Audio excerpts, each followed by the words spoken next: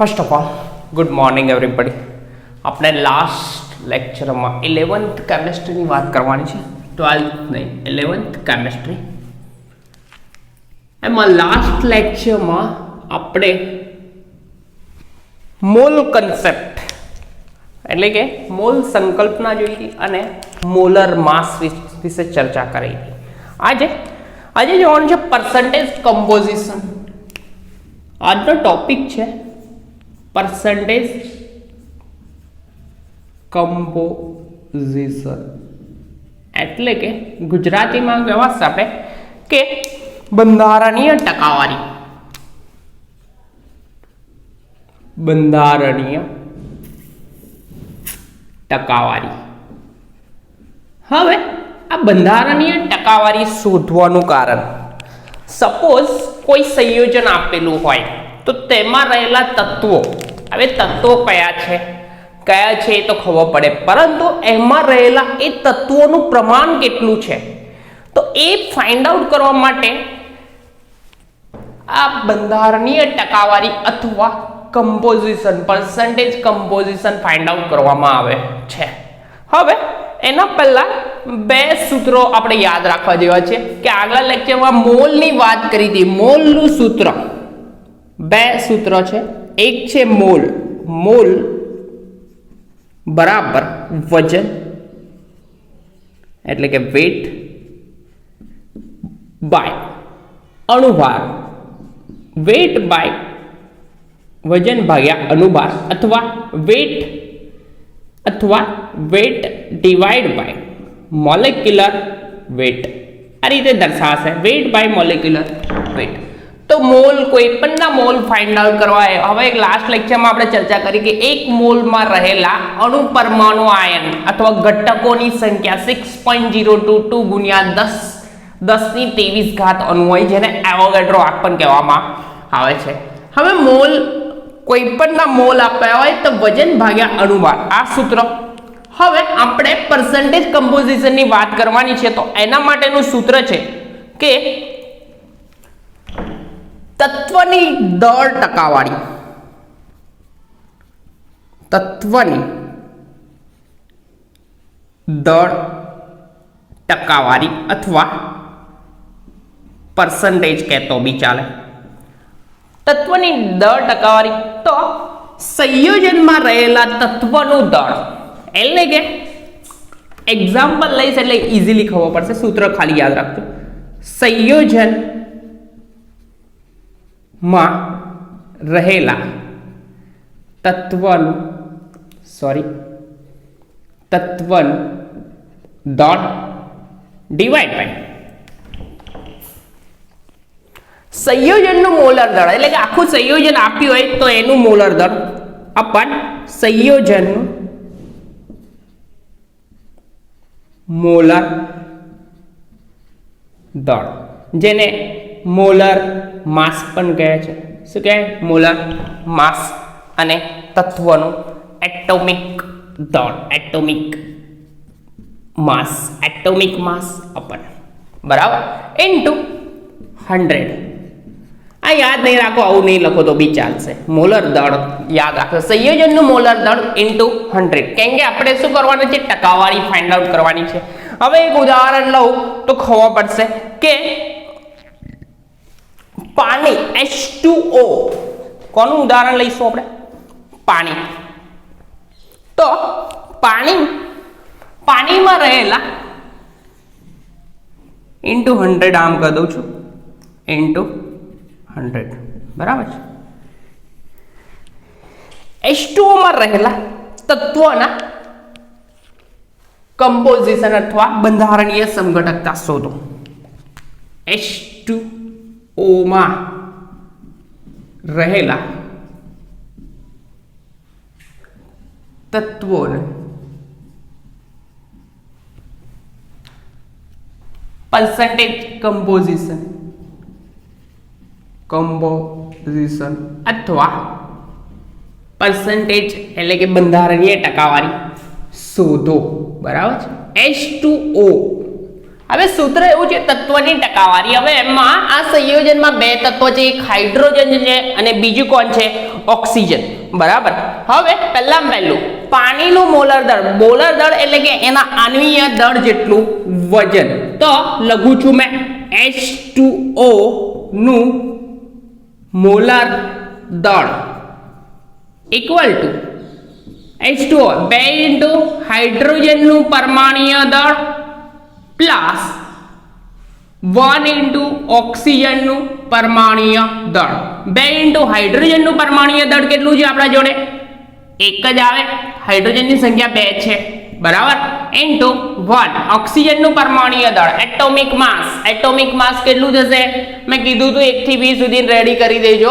તો આ ભાઈનું થશે 16 અને આ ભાઈને 16 ને 2 એટલે કે 2 એકા 2 અને 16 એકા 16 એટલે આવશે આન્સર 18 ગ્રામ પ્રતિ મોલ.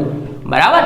એટલે કે મોલર દળ એટલે કે એક મોલ જેટલું વજન. કોઈ પણનું મોલર દળ લઈએ એમાં રહેલા ઘટક કણોની સંખ્યા કેટલી હોય? 6.022 ગુણ્યા 10⁻23 લખી દઉં મેં. 1 મોલ ઇક્વલ ટુ 6.022 ગુણ્યા 10⁻23 ઇક્વલ ટુ શું થાય?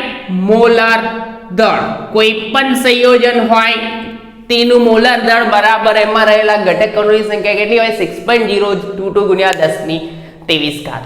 હવે તત્વની દળ ટકાવારી એટલે કે અહીંયા મેં લખું પર્સન્ટેજ ઓફ હાઇડ્રોજન. હાઇડ્રોજનના પર્સન્ટેજ એટલે કે તત્વની દળ ટકાવારી એટલે કે હાઇડ્રોજન પર્સન્ટેજ ઓફ હાઇડ્રોજન. તો હાઇડ્રોજન સંયોજનમાં રહેલા તત્વોનું દળ. સૂત્ર આખું લખું નહીં લખતો. સંયોજનમાં હાઇડ્રોજનનું દળ કેટલું? હાઇડ્રોજનનું પરમાણ્વીય દળ કેટલું? 1. બરાબર. આનું મોલર દળ કેટલું? 18. તત્વ સંયોજનમાં રહેલા તત્વનું દળ. પરંતુ એક વસ્તુ મેન્શન કરવાની મારાથી રહી ગઈ. શું? એની સંખ્યા. અહીંયા n લખવાનો રહી ગયો. n ઇન્ટુ તો આપણી જોડે કેટલી સંખ્યા છે? 2 છે હાઇડ્રોજન. 2 ઇન્ટુ કૌંસમાં લખવું એનું મોલર દળ 1 ડિવાઇડ બાય 100. અહીંયા કેટલા આવશે? 100. 2 નવા 18. તો 9 એકા 9 9 એકા 9 1.11%. 11.1% આવશે. કેટલા આવશે? હાઇડ્રોજનના ટકા કેટલા આયા? 11.1. એવી જ રીતે oxygen percentage of oxygen. Oxygen એટલે કે અહીંયા ઓક્સિજનની સંખ્યા કેટલી? 1 છે ઇન્ટુ એનું દળ પરમાણ્વીય દળ કેટલું? 16 ડિવાઇડ બાય કેટલા? 18 ઇક્વલ ટુ બરાબર છે ઇક્વલ ટુ 100. બરાબર. તો શું થશે? 2 ભાગ ચાલશે 8 9 પછી અહીંયા કરીશ એટલે એવું થશે 11.1 આવી જશે. 9 એકા 9 9 એકા 9 9 એકા 9 એટલે 99.1 ઇન્ટુ 8 આવશે. એટલે કે થશે કેવું? 88.8 આવે એટલે કે લખાય કેટલા? 9%. તો આ થયું પાણીમાં રહેલા હાઇડ્રોજન. હાઇડ્રોજન એટલે કે આપણે પર્સન્ટેજ કમ્પોઝિશન શોધવાનું હતું. ક્વેશ્ચન પર્સન્ટેજ કમ્પોઝિશન નો હતો. તો આ મોલનું સૂત્ર એક તત્વ આ સૂત્ર ઇમ્પોર્ટન્ટ છે આ ફાઇન્ડ આઉટ કરવા માટે. તો કશું કરવાનું નહીં કે એનું મોલર દળ ફાઇન્ડ આઉટ કરી દેવાનું. પહેલા કોઈ પણ હોય એનું મોલર દળ ફાઇન્ડ આઉટ કરવાનું. બરાબર. ફાઇન્ડ આઉટ કર્યું એના પરથી આ ફાઇન્ડ આઉટ થશે.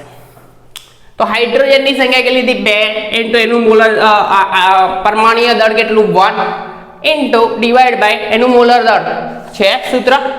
આગળથી એક સૂત્ર લખીને કરીશ. એક્ઝામ્પલ બીજો સમજાવું છું. બરાબર છે. તો આ થયું H2O માં રહેલા તત્વોનું પર્સન્ટેજ કમ્પોઝિશન.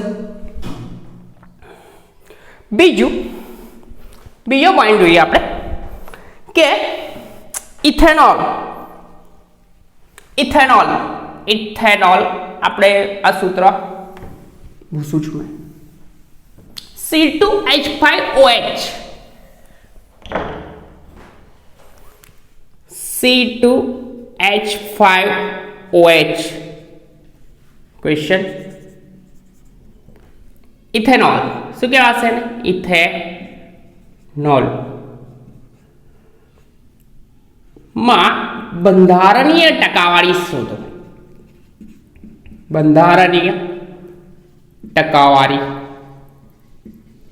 શોધો બરાબર છે એકદમ સિમ્પલ છે કે આમાં ત્રણ ઘટકો રહેલા છે પહેલા પહેલું આપણે શોધીશું શું પહેલા પહેલું ફાઇન્ડ આઉટ કરીશું કે ઇથેનોલ બરાબર તો C2H5OH નું મોલર દળ કારણ કે ડિવાઇડમાં એ આવશે મોલર દળ બરાબર મોલર માસ ફાઇન્ડ આઉટ કરવું હોય તો શું થશે કાર્બન 2 ઇન્ટુ કાર્બનની સંખ્યા કેટલી છે 2 કાર્બનનું પરમાણુય દળ પ્લસ હાઇડ્રોજન 5 આ 5 અને એક બીજો 6 ઇન્ટુ હાઇડ્રોજનનું પરમાણુય દળ પ્લસ બાકી કોણ રહ્યું એક જ ઓક્સિજન છે તો 1 ઇન્ટુ ઓક્સિજનનું પરમાણુય દળ તો 2 ઇન્ટુ કાર્બનનું પરમાણુય દળ કેટલું 12 6 ઇન્ટુ હાઇડ્રોજનનું પરમાણુય દળ કેટલું 1 અને 1 ઇન્ટુ ઓક્સિજનનું કેટલું 16 બરાબર તો 12 દુના 24 પ્લસ 6 30 ને 16 તો ટોટલ થશે કેટલું 46 થશે કેટલું થશે 46 ગ્રામ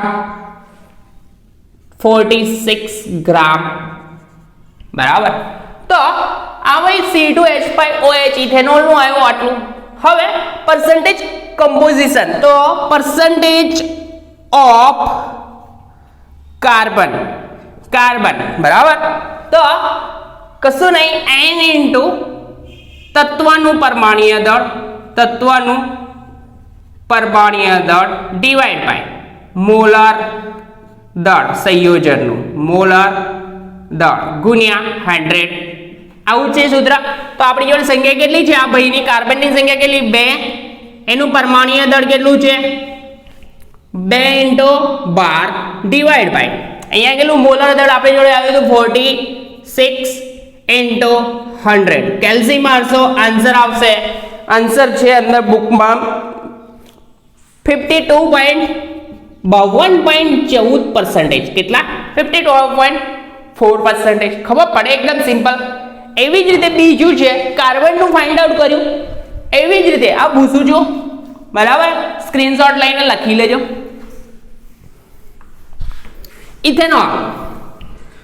ઇથેનોલનું પરમાણુય દળ ફાઇન્ડ આઉટ કરવું હોય તો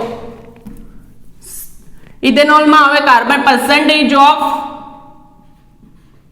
હાઇડ્રોજનના પરસેન્ટેજ ફાઇન્ડ આઉટ કરવા હોય તો હાઇડ્રોજનની સંખ્યા કેટલી છે n બરાબર 5 ને 6 ઇન્ટુ હાઇડ્રોજનનું પરમાણુય દળ કેટલું 1 ડિવાઇડ બાય ટોટલ મોલર દળ કેટલું આવ્યું 46 એનું સૂત્ર યાદ રાખજો ભાઈ લખી દો અહીંયા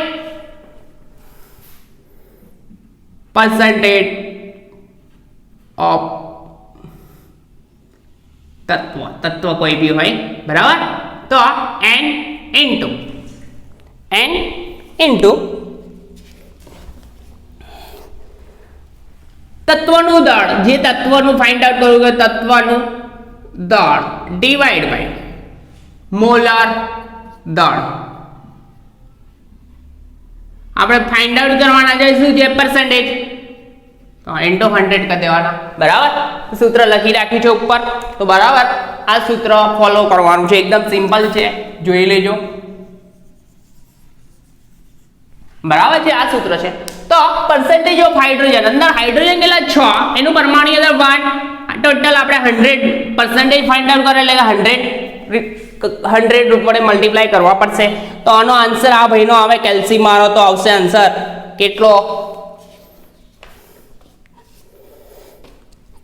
13.13 કેલ્ક્યુલેટર યુઝ કરજો 13.13% એવી જ રીતે આપણે કાર્બનના પરસેન્ટેજ ફાઇન્ડ આઉટ કર્યા પછી હાઇડ્રોજનના કર્યા, હવે બાકી કોણ રહ્યું? percentage of oxygen, percentage of oxygen લખું તો બી ચાલશે, ઓક્સિજન. તો ઓક્સિજનના percentage કેટલા છે? ઓક્સિજન અંદર દેખાય 1 into 16 ડિવાઇડ બાય ટોટલ 46 છે. મોલર દળ આપણે ફાઇન્ડ આઉટ કર્યું 46 into 100.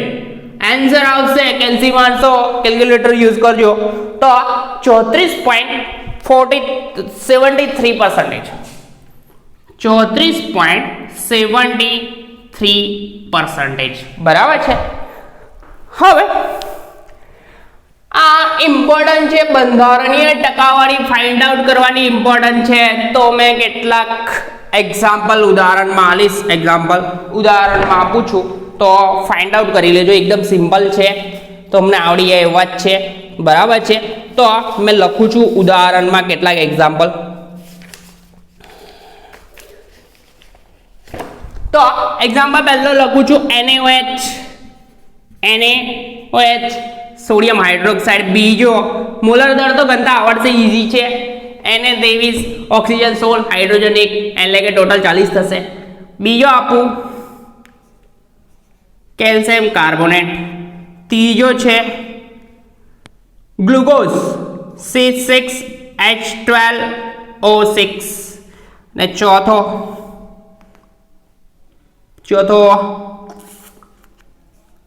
CaOH twice. આવું છે. અહીંયા ગણશો તો કેલ્શિયમ 1 થશે, આ ઓક્સિજન જોડે CaOH ટ્વાઇસ છે તો ઓક્સિજન કેટલા થાય? 2, ઓક્સિજન 2 અને હાઇડ્રોજન બી 2. ઓક્સિજન બી 2 થશે અને હાઇડ્રોજન બી 2. બરાબર છે. તો એ રીતે ફાઇન્ડ આઉટ કરજો. અને આનો શું ફાઇન્ડ આઉટ કરવાનું? percentage composition. બરાબર છે. percentage composition ફાઇન્ડ આઉટ કરજો, એટલે કે બંધારણીય ટકાવારી ફાઇન્ડ આઉટ કરજો. એકદમ ઈઝી છે, પ્રેક્ટિસ કરશો એટલે કે પરફેક્ટલી આવી જશે. સૂત્ર ફોલો કરવાનું છે આ. બરાબર છે. મોલર દર ફાઇન્ડ આઉટ કરતા આવડશે. પહેલું મોલર દર ફાઇન્ડ આઉટ કરવાનું, પછી percentage composition નું સૂત્ર એપ્લાય કરવાનું. બરાબર. હવે આગળના લેક્ચરમાં આણ્વીય સૂત્ર માટે પ્રમાણ સૂચક સૂત્ર એટલે કે એમ્પિરિકલ ફોર્મ્યુલા એટલે કે સીધું આણ્વીય સૂત્ર કઈ રીતે મળે છે, આ ટકાવાર પ્રમાણ આપ્યું છે કે હાઇડ્રોજનના ટકા આટલા, ઓક્સિજનના ટકા આટલા, કાર્બનના ટકા આટલા, તો એનું અણુસૂત્ર શોધો, આણ્વીય સૂત્ર શોધો. તો એ ફાઇન્ડ આઉટ જે કરવાનું છે, જે નેક્સ્ટ લેક્ચરમાં આપણે કન્ટિન્યુ કરીશું. બહુ ઈઝી છે. આ પ્રેક્ટિસ કરજો અને પરફેક્ટલી પ્રિપેર કરજો, તો આગળ ફટાફટ ઇઝીલી આવડી જશે.